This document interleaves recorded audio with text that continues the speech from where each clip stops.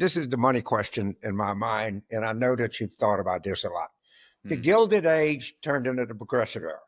The Hmm. Roaring '20s turned into the New Deal.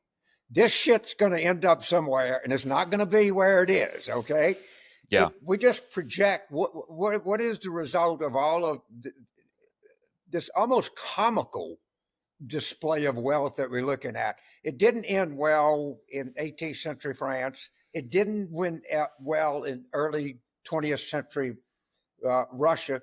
How is it going to end in the United States? It's such a great question. It is the question, and I'll tell you, the history on this is pretty eloquent. It wasn't an easy ending, as you say, for the first round of oligarchs in Russia after the Soviet Union. Often, what happens is that when the leader, as he often does, ends up driving the economy into the soup, he starts looking around and realizing, hey, those are some pretty nice piles of money, and he brings in his own pals to take over from that first round of oligarchs. But here's the interesting and the relevant news for everybody out there, which is it actually depends on the public.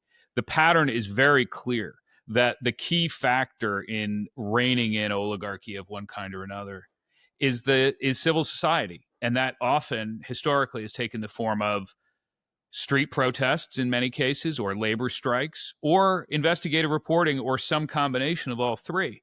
If you take the example of Ferdinand Marcos in the Philippines, it took 3 years of street protests, and in the end, he was out. In the United States case, this is so important. It was 17 years between the time that Mark Twain named the Gilded Age in 1873 and the passage of the first Antitrust Act in 1890. And so the lesson is it takes sustained attention, commitment, and focus. That's the takeaway. We're at the beginning of this process, not the end.